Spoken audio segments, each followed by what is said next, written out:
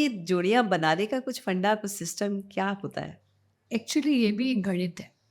अच्छा। गणित कैसे हुआ कि जैसे हम कहते हैं 2 और 2 4 ही होते हैं, 5 नहीं होते। नहीं। इसी तरह हर एक चीज़ का एक गणित है, मैथ्स है, कैलकुलेशन है। ओके। कई बार हमें दिखता है कि वो सही जोड़ा नहीं है हुँ, और कई बार लगता है कि लाजवाब जोड़ा है।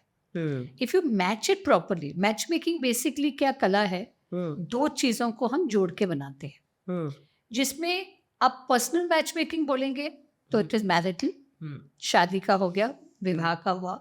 और अगर हम कमर्शियल बोले तो बिज़नेस मैच मेकिंग होती है।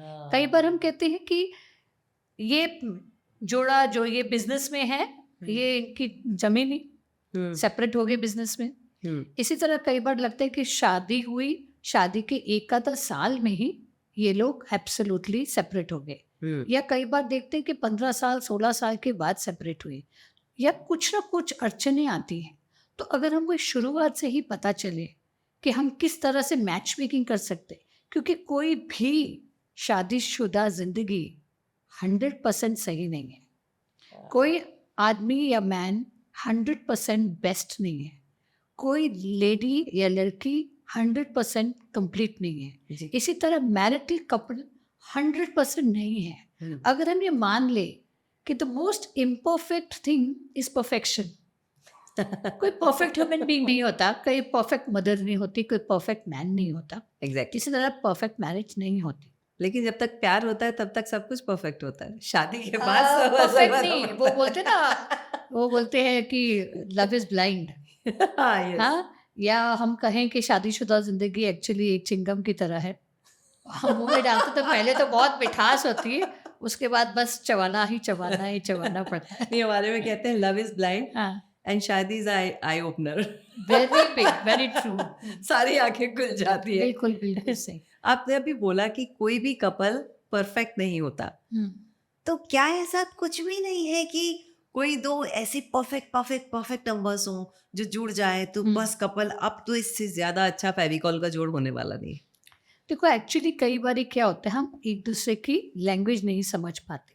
जैसे आप मेरे साथ सिंधी में बात कर रहे हो या गुजराती में कर रहे हो, मैं आपसे पंजाबी में बात कर रही हूँ, तो आप दोनों हम दोनों की भाषा अलग है। जी। इसी तरह अगर हम एक-दूसरे की लव लैंग्वेज समझ लें, हुँ। किसी की लव लैंग्वेज होती है कि उनको फिज़िकल लव बहुत अच्छा चाहिए, किसी को गिफ्ट से खुश होते हैं, किसी को हाँ, कम्युनिकेशन चाहिए हाँ, और कोई होते हैं जो समय को इम्पोर्टेंस देता है, हाँ। कोई हम बाहर घूमना-फिरना फैमिली टाइम को देता है। हुँ, तो हर एक की एक लैंग्वेज या हर एक का एक व्यू पॉइंट अलग है।